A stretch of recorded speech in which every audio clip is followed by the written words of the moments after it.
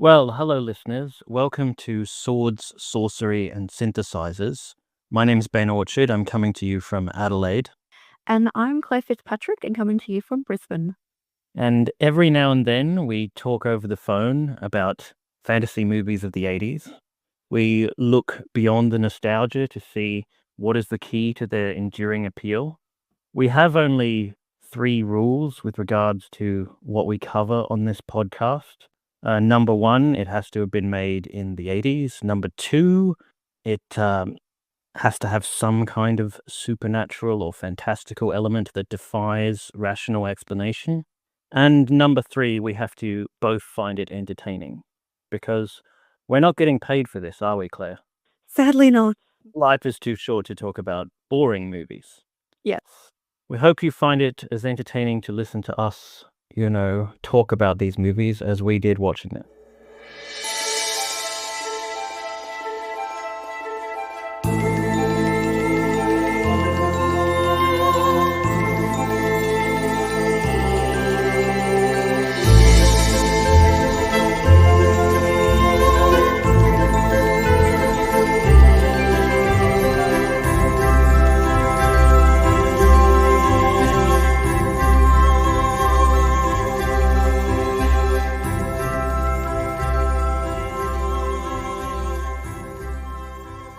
So, Claire, you know how in our last conversation we were talking about, remakes and sequels and reboots and so on, and we were speculating as to like why these things get made. Well, I came up with a cynical rationale for that. I said that, it's basically about, something that has a built-in audience that's easy to market, considered a low commercial risk compared to something original. Yeah. But I think sometimes there's a more sort of romantic reason that, people keep coming back to certain stories and characters. And I think part of it is that there are people who grow up as fans of certain stories and certain characters. And then when these people grow up, they become artists themselves. Yeah.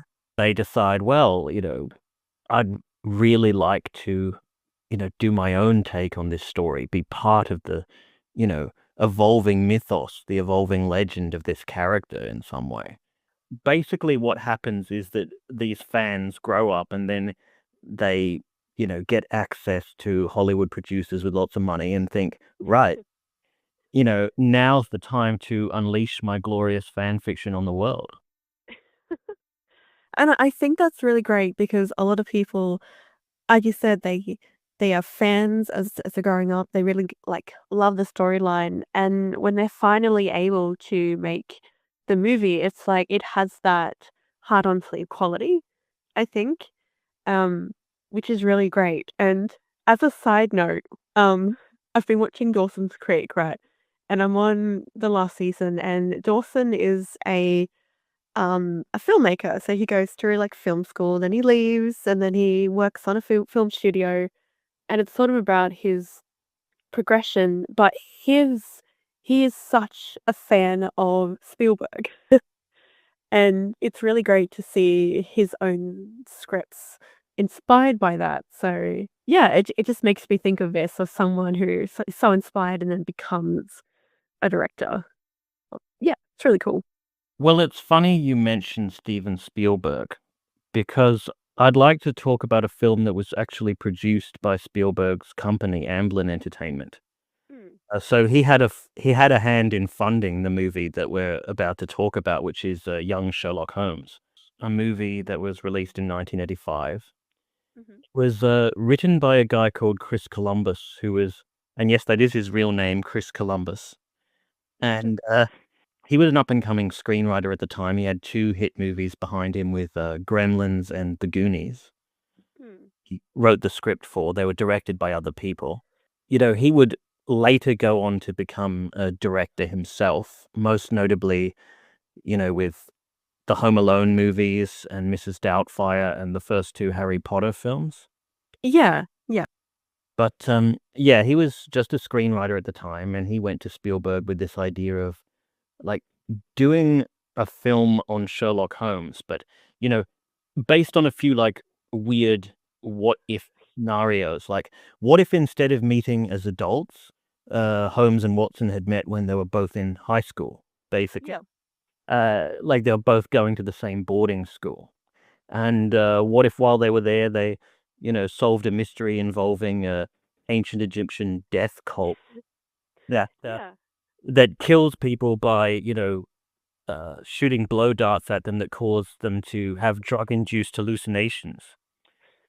And Sounds fun to me.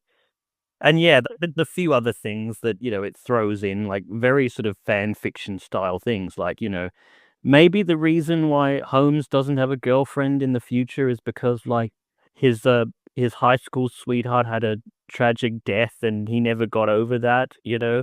How, like, why does he hate Professor Moriarty so much? What if Moriarty was his, like, school math teacher and, killed his girlfriend and was also associated with this, ancient Egyptian death cult? I mean, what if? That sounds like an amazing childhood for me. It does sound like the sort of thing that, like, sets, like, fan fiction sites abuzz these days. Yeah. These are very, like, fan fiction concepts. Of course, the internet didn't exist back then. Yeah, and that's what I think is really, really cool because I was reading that Columbus, like, he used the original stories for his kind of to like as we see as inspiration and sort of felt like a guide. And one of the things I liked about it was that he wanted to know why Holmes became the way he was, why someone who's like bit like aromantic. People said he's, asexual. He becomes kind of like cold and, calculating in his own way, which I think actually comes out really well in the BBC show Sherlock. So yeah, I think it was really cool that Chris Columbus was, how did this happen? What happened when he was a kid? Like, how does these events uh, kind of uh, Shape him. yeah, how do they shape him into the adult he becomes and the kind of cynical adult he becomes? So, yeah, I really like that. I thought it was really interesting. I mean, the idea that, he was burnt by some, tragedy in his youth. There's hints also that, he has a bad relationship with his parents because he, walked in on his dad cheating on his mom or something like that. Yeah. There's because there's a few scenes where, like, Holmes is struck by the poison dart and starts to have drug-induced hallucination, and Mm. these, like, conjure up his worst fears, his worst anxieties, his worst guilt, and Yeah. he, in one of those sequences, he comes face to face with his father over his father's infidelity. Again, all of this isn't canon. It's Mm. very, speculative. It's sort of, again, very fan fictional in a way. But I guess it also taps into, like, foreshadowing the fact that, Holmes will become, like, a, recreational drug user. He's into cocaine in the books, in the original Doyle story. Yeah, and I think that's actually like, showing these issues that he had in childhood and, adolescence is a good way for us as viewers and readers to understand why someone would, start taking drugs. Like what is the reason? I know in I think, the latest shows like in Sherlock and the Robert Downey Jr. movies, it's like, oh, it's just fun. I just want to expand my mind and it's just like, yeah, but how did you get into that? You know? Like, well, what happened in your life to make you think that this was the way for you to enjoy yourself? Yeah, it's cool to give a little backstory. Yeah, I believe cocaine was, like, totally legal back then. Yeah, yeah, it was. And also the fact that, like, I think in the books, all he ever says is, like, "I'm bored." So, and, like, Yeah. there's no case that's come along that's worthy of my intellect right now, so I'm just gonna shoot up some cocaine. But, Arthur Conan Doyle wasn't a very deep writer when it came to, like, the short stories. I mean, he was very, like, plot focused. I mean, he created memorable characters that had lots of personality, but he wasn't like a deeply philosophical writer or anything, not in that fiction anyway. Yeah. Some of his other work was a bit more thoughtful, but I was gonna say there was a novel by Nicholas Meyer called The 7% Solution, which actually has Sherlock Holmes meeting Sigmund Freud, and Oh, that's cool. Freud giving him counseling, and helping him get over his cocaine habit, and also, Freud and Holmes team up to solve a mystery together. There was quite an interesting movie made of it in the '70s, by the way. Just a Hmm. random tangent there. That's really cool though, because it also, I guess, shows like a testament of how Sherlock Holmes has influenced other creative endeavors. So, the sequel, spin-off, even my publisher, there is a anthology that they put out, and it's Sherlock Holmes and Doctor Was Not. And so it's so Sherlock Holmes, and what if he's not with Dr. Watson? Who else can he be with? So it's, he can have these adventures with different characters throughout, I guess, literature. So I think that's really cool. Um, but yeah, I think who does he team up with? I think there's even someone like Doctor Who or something. Um, which makes you think of when in Doctor Who he teamed up with Mary Shelley, but I digress. But yeah, I think it's a really great way for other people to not piggyback on his stories, but they're so loosely written in a way that it's good because they're really good for original writers to build upon. Yeah, what you said about, Holmes without Watson. I mean, there was this, like, long 3-year period where Holmes faked his death and Mm. traveled the world, and it's alluded to in the original stories, but not gone into in detail, and other writers have taken it and run with it, that those gap years of Sherlock. Yeah, And yeah. I mentioned Nicholas Meyer, who wrote The 7% Solution. He also wrote another book called The Canary Trainer, which, is, Holmes telling the stories of what he did during that time, and Mm. he crosses paths with the Phantom of the Opera in that book. Yeah, Nicholas Meyer was really into, like, crossover, fiction with Sherlock Holmes, and is Mm. probably one of the best fan fiction writers I could say. Like, it's sort of like published Sherlock Holmes fan fiction. But Yeah. also, what you were saying though about, Holmes, the original Holmes story being a springboard for other writers. I mean, Mm. Holmes is one of those characters that sort of outlived his creator in a Yes. way because, like, I remember that, Arthur Conan Doyle originally tried to kill off Holmes because he was getting burnt out and he wanted to try other things. And, Yeah. like, right, that's it, I'm done with Holmes, I'm gonna kill him off. And there was huge outcry from fans and Mm. sort of had to bring it back. And, like, he came up with this explanation that, "Oh, Holmes just faked his death." Yeah.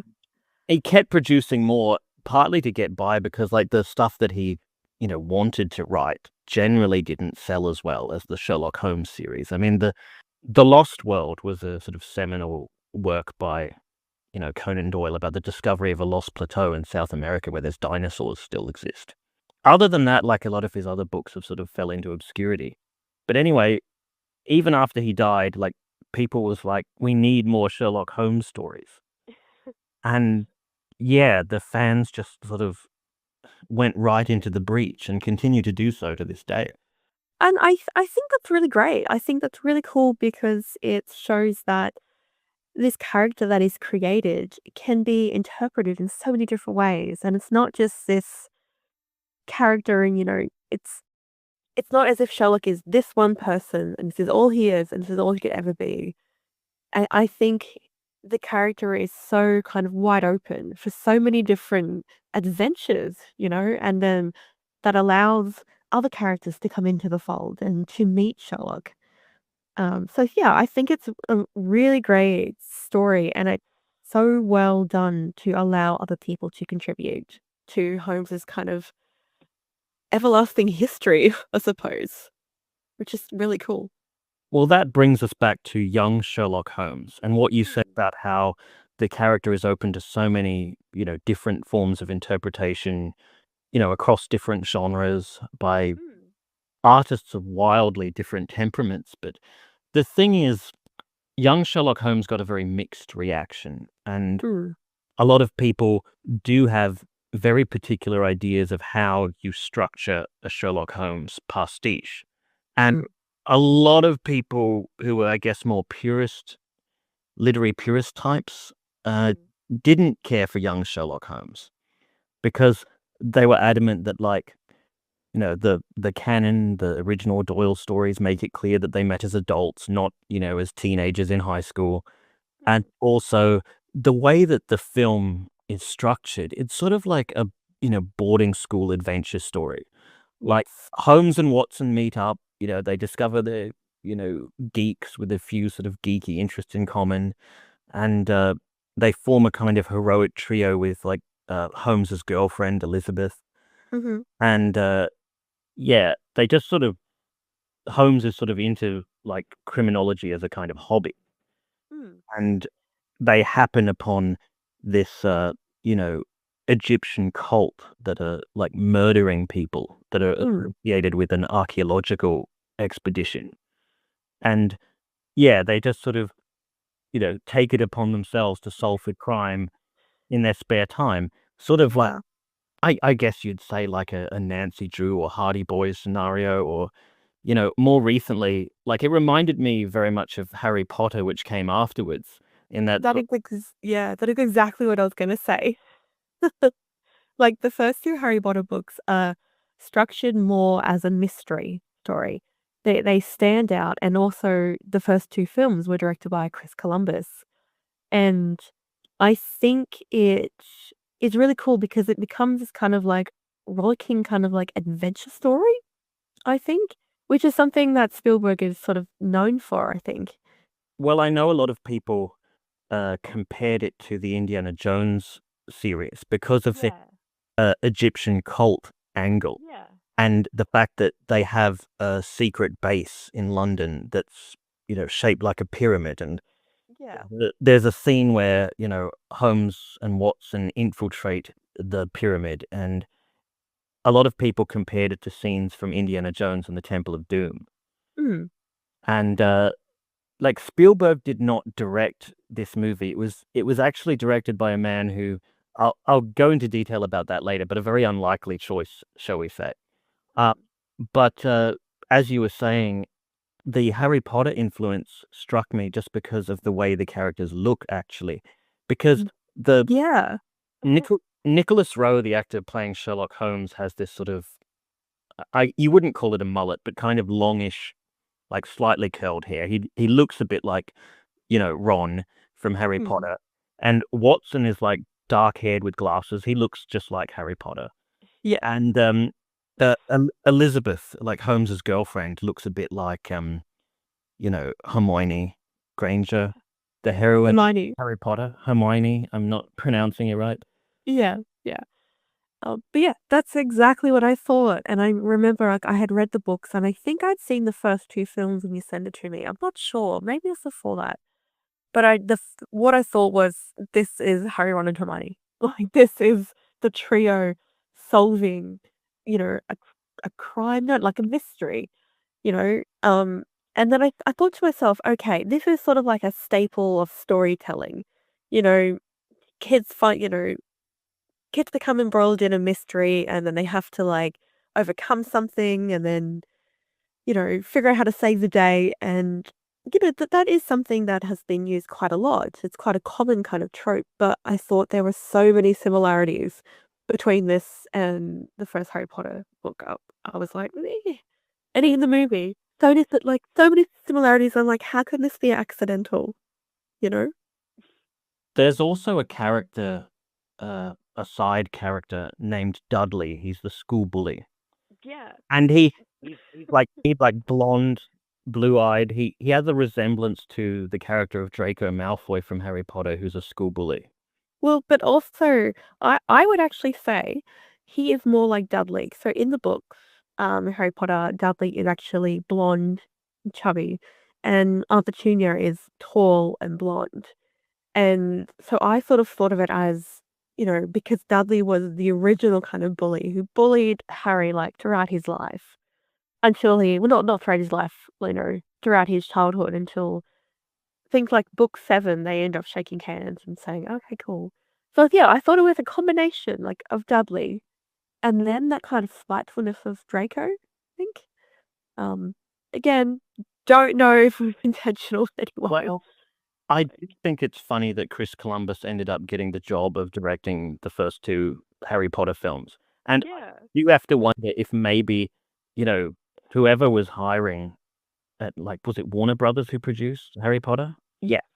Yeah, whoever was hiring at Warner Brothers maybe, like, looked back on his CV and thought, "Oh, he did Young Sherlock Holmes," another sort of, boarding school adventure mystery story with Yeah. like, maybe they thought, "Oh, this is something similar." The thing is that, as I said, Chris Columbus didn't direct Young Sherlock Holmes. Hmm. The guy they got was Barry Levinson, who Mhm.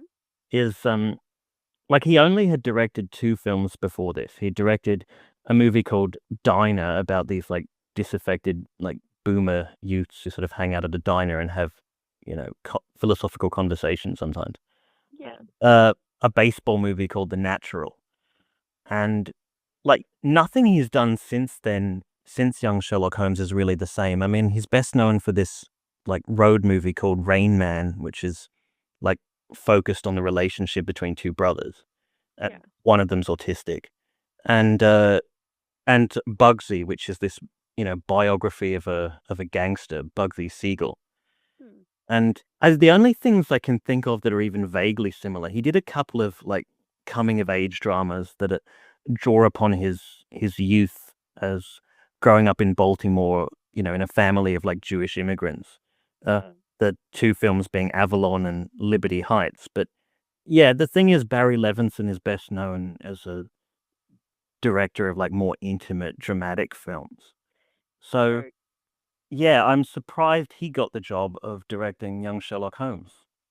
Yeah, so what I know him from is Good Morning Vietnam, which is a movie that I really like, and it's interesting because it is so different from Young Sherlock Holmes. Um, but it's such a good, like, movie.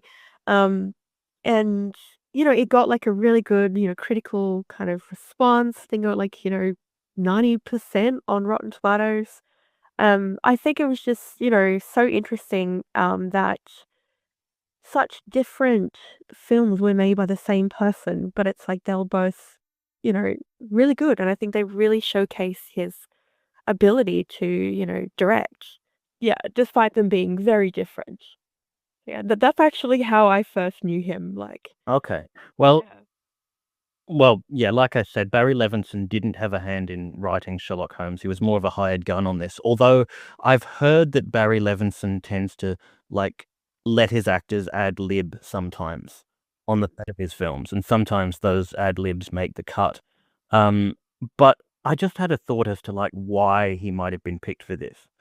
And I know that a lot of critics say about Barry Levinson that he is an actor's director, and Mhm. that most of his films tend to be focused on relationships, and Mm. the fact that, like, so many of his films, as you said, have led to, like, the actors in them getting, like, Oscar nominations or Emmy nominations, and, you know, Mm. he tends to, draw out really good performances from actors, and maybe Yeah. chose him because they thought, "Well, this is a film where, like, the main characters are children, and Yeah. we're gonna be working with a lot of people who probably aren't very experienced, and, we should get someone who's good with actors." Maybe that's Mm. why he was chosen. Yeah. And yeah, it's interesting when he got like the Academy Award for Best Director in 1988 because I guess it shows that, he had learned from his filmmaking and he'd learned, his own personal style, which I think is really interesting. It's just so different with like Young Sherlock Holmes. It's so different from his other films, but just equally as good in their own ways. Um Well, I've always thought that Barry Levinson was somewhat underrated as a visual stylist, probably because a lot of his more famous films are very talky, uh, yeah. the ones that, like, he's written himself and such. But when he's working as a hired gun on a sort of studio project like Young Sherlock Holmes, you can see Like, he's capable of, like, visual flourishes and, like, striking visuals. And Yeah. even in something like Rain Man, which is, like, I mentioned it's basically a road movie, there's some impressive, like, scenery and, like, vistas of America and stuff in that film. It's Mm. it's not just people talking, although those are, like, the most famous scenes, Mm. which is probably why he won a I think that was the movie he won the Oscar for Best Director for that you were talking about? Yeah, yeah, it was. Yeah. Yeah. But, yeah, with young Sherlock Holmes, what does, come through is the chemistry between the 3 leads. Yeah. And, there's a very sort of sweet, tender, but slightly awkward chemistry between, Holmes and Elizabeth, played by Nicholas Rowe and Sophie Ward, and also just a great sort of buddy dynamic between Holmes and Watson, and Alex Cox plays Watson. Mm. And I think that's really cool because it's often, I don't know if it's, like, difficult to have, child actors, but, they're still learning. They're still learning, I guess, how to act, how to embody characters, how to deliver lines, well. And so I think it's really great when you find these kids who interact so well. Um, and it's great because, like, they all have that, passion to succeed and do their best, but then they have this chemistry, and it's like, these people were meant to play these characters. So, yeah, I was really pleasantly surprised when I watched this because I thought they all work so seamlessly together. And I guess another parallel to Harry Potter, the main trio, they all work so well together as well. So, um, yeah, I think that's what sort of makes young Sherlock Holmes really, really good because the characters are all, yeah, they all work well together. I have to say, I've always thought that the mark of a good thriller is that you come back to it after you know what all the twists are and you know what the solution to the mystery is. Yeah. And I've come back to the Sherlock Holmes stories, like the original Doyle stories. I think that mostly because of the relationship between Holmes and Watson, what an odd couple they are. Yeah. That camaraderie keeps me coming back, and it keeps me coming back to, like, the '80s TV series with Jeremy Brett and Edward Hardwicke, Mhm. well, just because they had such a good chemistry, and it keeps me coming back to young Sherlock Holmes, even though I know the solution to the mystery. I know I know all the plot twists in advance, but I Mm. come back anyway because it's a pleasure to, see these people interacting and seeing their relationship unfold, I think. Yeah. And I think it's also good because I really like it as well because it's a mixture of, the character dynamics and, we want to learn more about the relationship between Sherlock and Watson. And we want to learn more about, again, how they grew to be friends and how are they still friends as adults, which is, I'm sure Sherlock would, drive me mad if I lived with him or knew him for that long. Oh my God. Watson must have like the mental stamina of a bloody, I don't even know, a lion. I don't know, but it's like, I think also, yeah, it really lends itself to being able to make these kind of films based on these stories because they have such a wonderful bond that it's so great to explore in other works. So yeah, it's really cool. Yeah, I think the thing is about young Sherlock Holmes is it presents like a softer side of the sleuth before, like, he's become hardened by, you know, seeing so many crimes, seeing, Yeah, so much of the dark side of the human condition. And yeah, I think this is the thing that divides people about this movie is that you get to see Holmes in a, more romantic light and mm, and with a female, because I know, like, yeah, a lot of people debate the issue of, like, Holmes' sexuality. Is he asexual? Is he a closet homosexual? mm, Um, is he just not interested because he's, like, more interested in solving crimes and shooting up on cocaine? Um, yeah, yeah, yeah, what makes him tick in that regard, and I guess the thing is that I don't think it's an outrageous theory to present him this way as a teenager, discovering, like, puppy love for the first time, and Mm.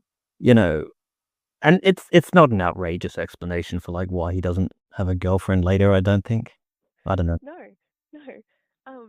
It just made me think of, I think Sherlock approaches everybody the same, what can they do for me? And I don't know if it's intentionally selfish, I think because he sees the world from my point of view as like, there's puzzles and you need to find answers and who can help you find answers. And in the BBC Sherlock, he surprises Watson by casually says, "Oh, this is my girlfriend. We've been dating for a few months." And she calls him Shirl, and he's like, "What?" And Martin Freeman does him a fantastic kind of surprise, like, oh, he acts so well being a surprise and shock to Watson because it's like he just knows him as this sort of asexual, like, I'm not gonna say weirdo, but like someone who sort of closets himself and doesn't really want or even need other relationships. Um, so yeah, I think it's that softer side that I really liked, and In I think, yeah, in this, we can see that. in young Sherlock Holmes, there's actually a running gag that leads up to a poignant moment when, Mm, like, there's this running gag that Holmes is always late for sort of slightly late for dates with Elizabeth mm, for one reason or another, and it's got to be a habit, so she's kind of used to it. She takes it in stride. When Elizabeth is dying, and Holmes is there holding her hand, and he says, because he knows she's about to die, and he says, mm, "One day we'll meet again in another world, a much better world than this." And she mm. responds, "I'll be waiting, and you'll be late as usual." And and that's the last word before she dies. And like, it's actually, well, I actually found it quite a touching, tear-jerking moment myself. Yeah, I did too because it was also recognition of their relationship and their dichotomy and how they worked and how she kind of, in a way, respected the way that this is how Sherlock is. And she still, loves him regardless. And I really like that twinge of humor because it's like we kind of know, and as he kind of gets older, it's like, yeah, you can't always rely on him for things, despite his well-meaning intention. So, yeah, cool. I think the idea is that she's attracted to him because of his passion for what he does. Yeah, And yeah. in a more platonic way, so is Watson. Like, he's drawn into Holmes's orbit just because, you know, this guy is so intense and so into this sort of like crime-solving adventure thing. I want to be a part of that too. Yeah, yeah. Just a slightest bit of like basking in his reflected glory is enough because so intense. Yeah, and that's what I really liked about the BBC Sherlock as well, because it's like, why is Watson still there? The amount of outrageous things Sherlock does, he could just leave, like, many times, and people say to him, "Why do you live with this guy?" And he's like, just he has so many reasons. And, he's just like, he's inspiring, he's mad, he's crazy, but he also pushes him. He also gets him to really think about things, and in a way that no one else had. So yeah, he may be this bit of a weirdo, but he's still someone that really affects others in a deeply emotional way. I think what I liked in young Sherlock Holmes is you had some of that eccentricity, but it was it was separated from the sense of authority that Holmes had Mm. in later years. Like, Yeah. he's still learning, he's still fallible, more so than he is in later years. So Mm. there's the scene where Holmes and Watson meet for the first time, and Holmes is trying to do that thing of like, "Oh, I'm gonna guess all these facts about your life just by looking at you," and yeah, and he gets most of it right, Mm. but he gets Watson's first name wrong. He thinks, your name is James Watson," and Mhm. like, "No, actually, it was John Watson." Like, you got everything else right, and Yeah. and that's kind of an in-joke as well, because there were some printings of, the Sherlock Holmes stories where Watson's name was listed as James. It might have just been an error on Conan Doyle's Mm. part, but anyway. But there's some other things, like when, like, he meets Lestrade, Inspector Lestrade, or Mm. Lestrade, I don't depending on how you pronounce it, but it's, like Holmes is just this schoolboy, this teenager trying to convince this like seasoned inspector, like, you should listen to my pet theory about this case. And you, and you should totally let me look at your files just because, I'm, I'm so interested and I could be so helpful. And, and Lestrade is like, go back to school. Okay. Leave you alone. With the professionals. And yeah, it's sort of interesting because, of course, later on, Lestrade will recognize that Holmes is, brilliant and, call him up, however reluctantly, when he needs help. And also, just I was going to say the relationship that Holmes has with his teachers. I mean, there's this Professor Wraith that he looks up to, who's, both his maths tutor and his fencing instructor. And unknown to everyone else is also Moriarty and also alias Atar, the like leader of the Egyptian death cult. But There's so many jobs. yeah, everyone's got to have a hobby. One of his like science teachers is the father of his girlfriend and is a bit eccentric and is developing his own flying machine. It's interesting to see Holmes looking up to other, academic, Yeah. like looking up to other people for knowledge and advice. Whereas in the original stories, normally he's the one who's bestowing advice and expertise, and we get to see like how he learnt various skills and acquired various bits of knowledge that he'll use later in the, classic stories. Yeah, and I think that's really great because, he is still in his youth, he's still learning how to be like a person in a way. He's still learning his strengths and his weaknesses, and it's really great to have someone who becomes a mentor and, you know, shows him what he can actually do and shows Sherlock what he can achieve. And I like that because I think it brings out, again, that softer personality and perhaps that worried personality of Sherlock, that worry that maybe he won't succeed. Um, and then I guess that comes across as like arrogant when he's older, which it probably is arrogance, but I think maybe a twinge of it is that worry when he was younger of, wanting to prove himself, wanting to prove that he knows all the answers or he can help solve mysteries, please let me. Yeah, I think that does carry on into his adulthood. Um, which I find is just really interesting because he always seems so polished and put together, even though he's a drug addict. He's still he's able to, you know, convince people to do things for him. Part of his charm.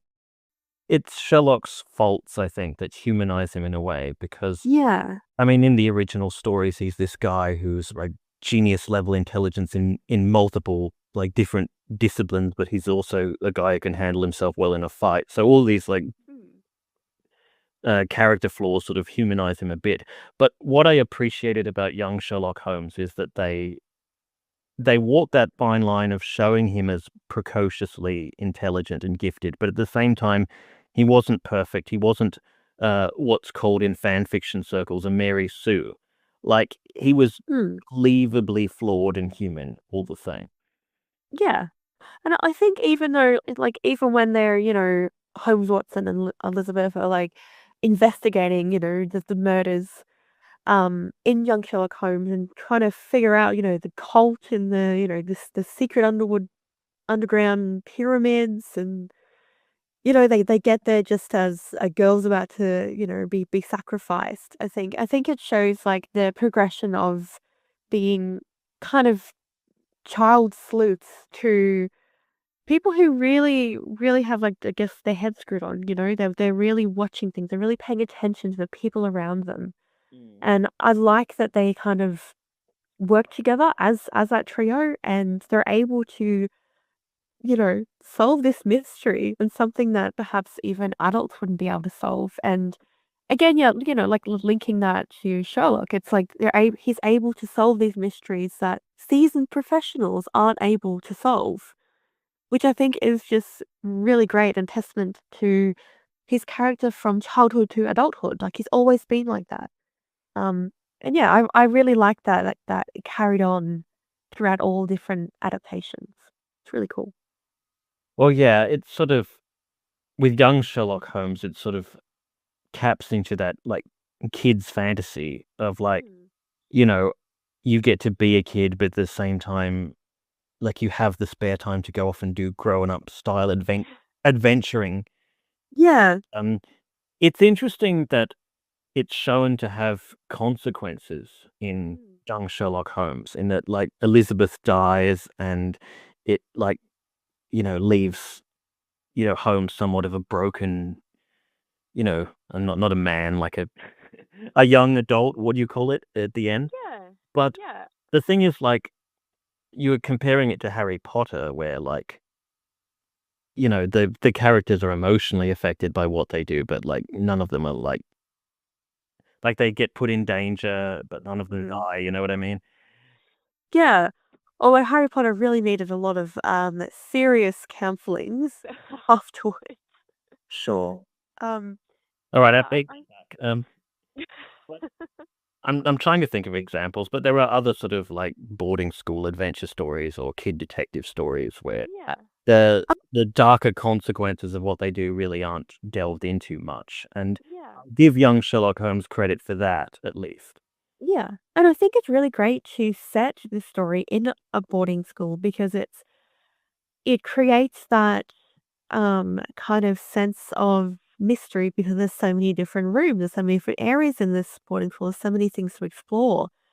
And then it creates that kind of um immediate kind of fears and worries because it's like, okay, this is a school, this is where I'm supposed to be comfortable, this is a place I'm supposed to be safe, but I'm not safe. There are things going on in the school that we need to figure out and solve for us to be safe again. And I think, yeah, like having things set in schools and in smaller kind of areas really focuses on the issue and it focuses on we have to solve this. There's no escaping this. And yeah, so I like when, they have to solve the problem and to be able to rescue Elizabeth from being, a sacrifice and, they have to, you know, yeah, solve this as best as they can. Yeah, I think what you were saying about boarding schools, especially with English boarding schools, they come loaded with a lot of rituals and a lot of, Yes. uh, you know, ancient traditions or whatever, especially like all these venerable institutions.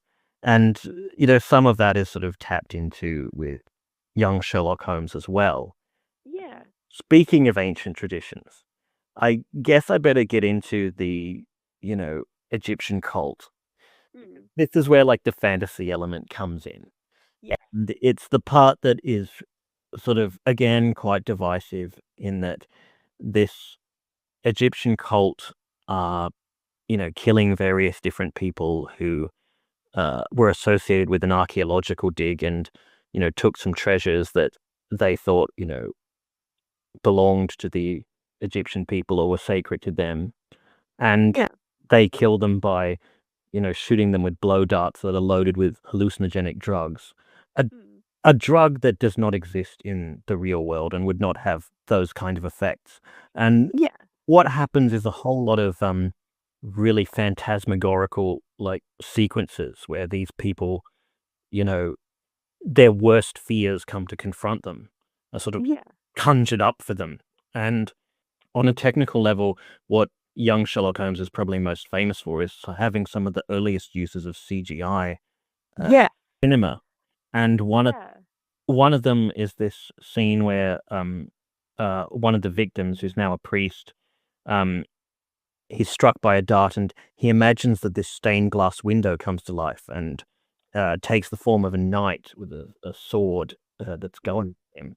I keep repeating it, but the first Harry Potter book, right? So it's also an earlier form of CGI, not as early as young Sherlock Holmes, but we can now see that CGI has become, much better. But during that time when they had all the ghosts flying around and they had this ghostly horse smashing through a window, um, I think that was really well, a really good use of CGI. And I think in young Sherlock Holmes, it's exactly the same.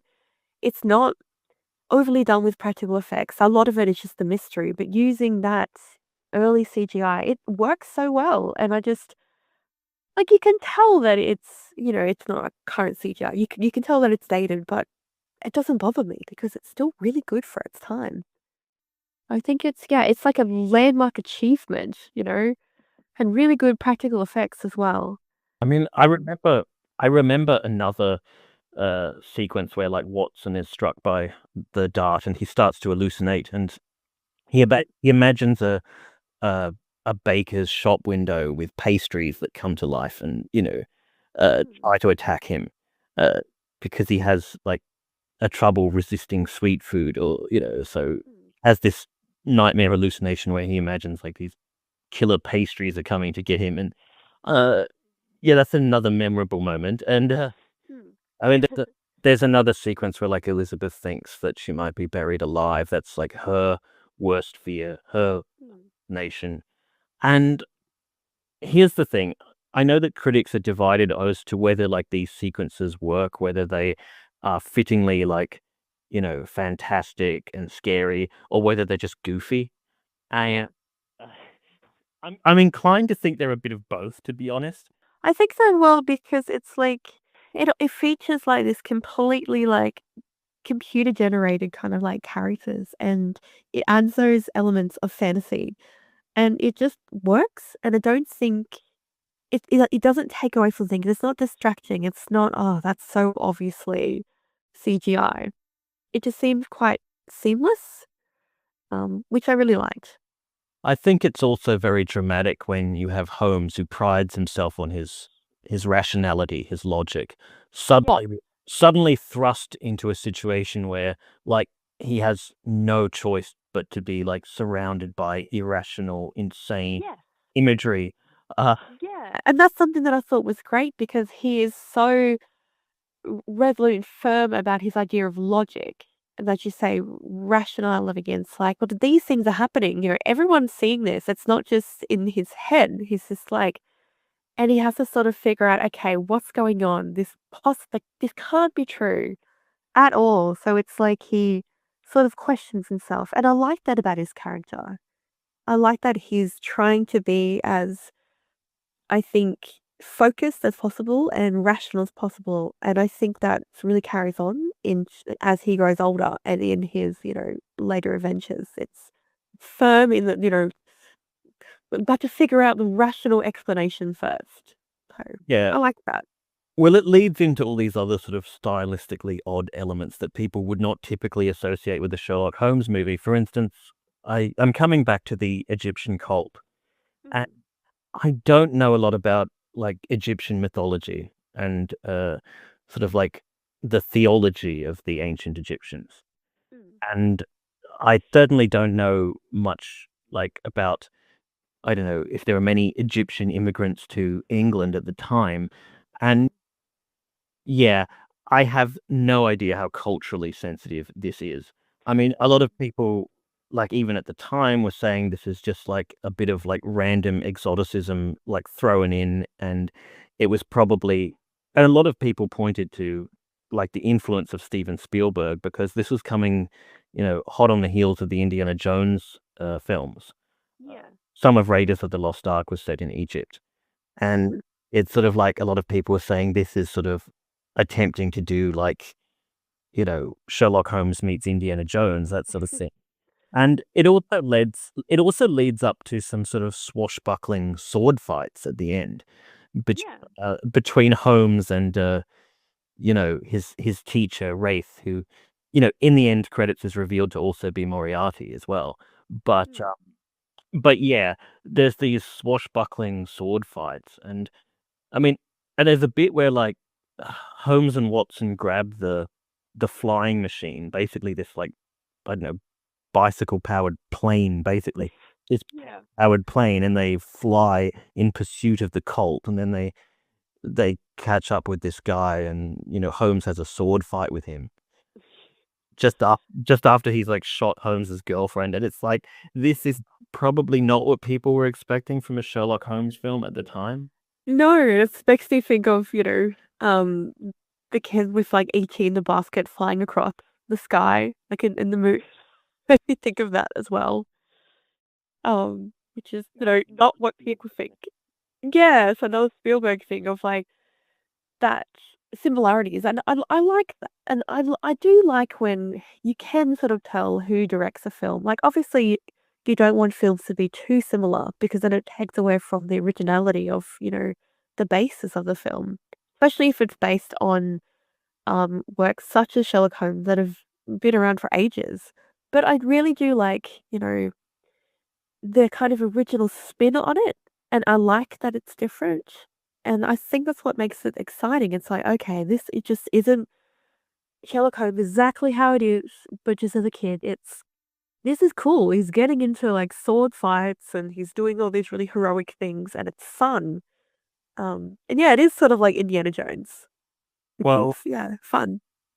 yeah, I mean, Spielberg was only a producer of this. I mean, you know, he'd produced, The Goonies as well, which was the, other film Chris Columbus wrote before this, Mm. and that was a sort of treasure hunting movie as well. Like, yeah, Spielberg likes his, treasure hunting yarn, so I guess, like, he throws money at things that he's interested in. But, Yeah, I mean, I don't know, I still think you can tell, like, in certain scenes that, like, this is a Barry Levinson film as well. yeah. Mostly in the school scenes where the students are interacting or when, like, Holmes is interacting with his teachers. Uh, Mm.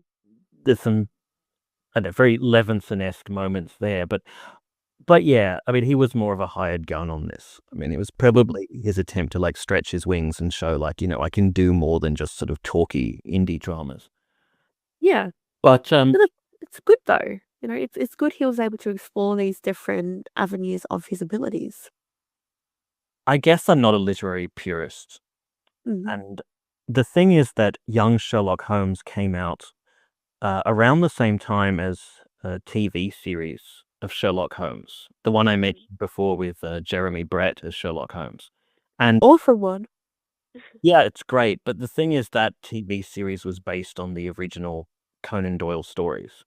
Yeah. And it it wasn't, totally faithful, but it was, you know, probably as close as has ever been to Mm. completely faithful adaptation of the original Sherlock Holmes stories.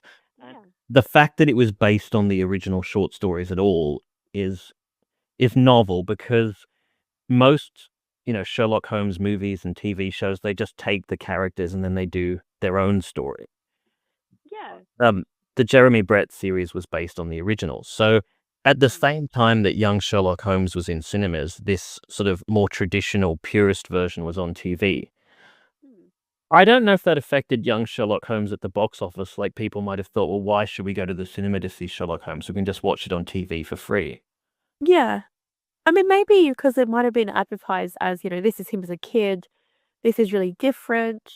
You're all used to Jeremy Brett, but this is like a different take on Sherlock. And you know, come see this movie. But I don't think it would deter literary purists. I think maybe they'd be curious because often I'm curious about adaptations of books I like. But I guess it depends. Like, are you okay with people bending the plot a little bit or stretching out the characters a little bit more to make it work in a film? I guess And I think you should. Like, I think it's good.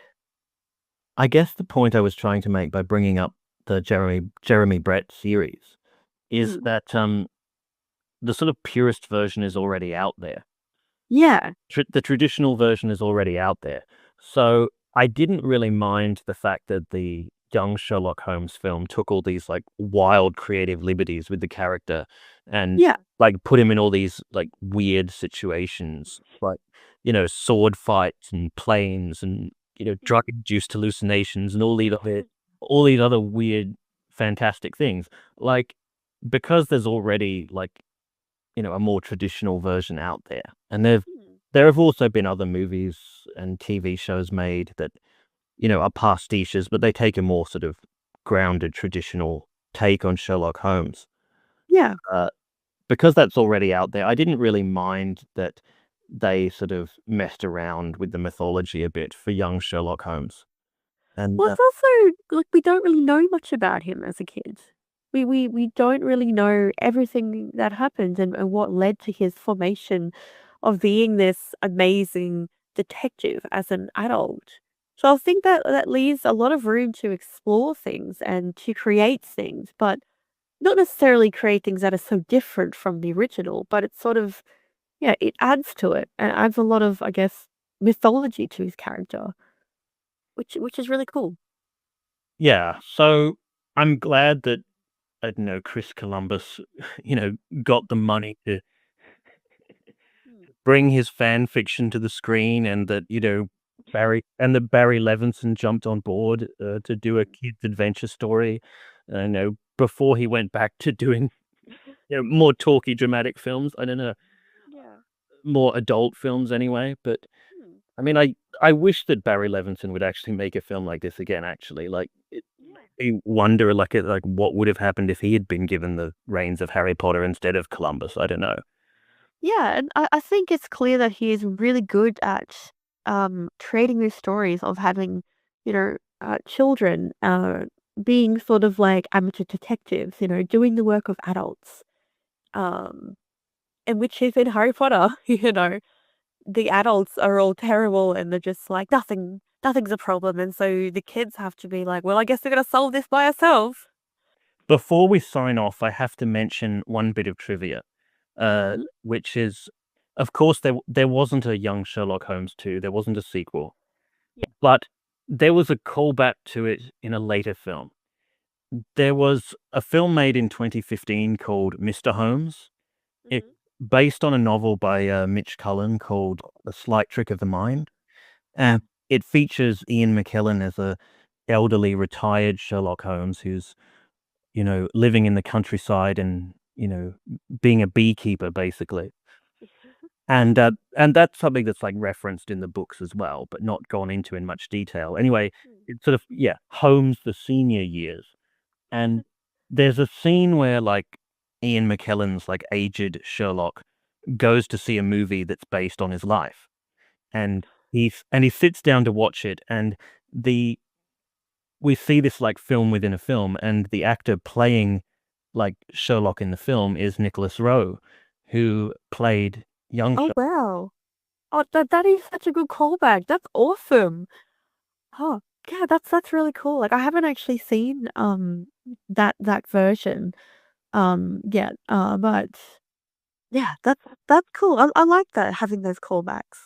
Yeah. But yeah, Mr. Holmes is a good companion piece to young Sherlock Holmes in a way, because, like, Hmm. young Sherlock Holmes is like Holmes as a teenager, and Mr. Holmes is like, Holmes as a senior. And again, it's another movie where we get to see Holmes has a softer, vulnerable side to him, because Yeah. Mr. Holmes deals with, like, because Holmes is getting old and his memory isn't what it's used to be, like, Hmm. trying to deal with the fact that, the one thing that he valued most in his life, that he most tried to cultivate, his intelligence, Hmm. his, intellect, isn't as sharp as it used to be, and how he deals with, like, the diminishment of his mental powers and the fact that he needs help from people now. Yeah. And historically he'd never needed help from people. He was always so self-isolated. And like he did grow to rely on people, especially obviously Watson, but I guess you can always, he seemed like a lone wolf in a way. Mm. Um, and yeah, but as you get older, you need people. You can't just do things by yourself, like unless you're still sprightly at 90, like things happen. And I like that. I like that he recognizes that. Okay, I need a dream team to help me solve problems. Cool. Yeah. Alright, well, thank you for talking about, young Sherlock Holmes with me, Mhm. and, reassuring me that there's a bit more to this movie than just my own nostalgia after all. No, it's fun. That's what I mean. It's a really fun story, and I like it because it's light and it's also got dark elements and it's got humor, and I really like it as a story about how Sherlock came to be Sherlock. So, good.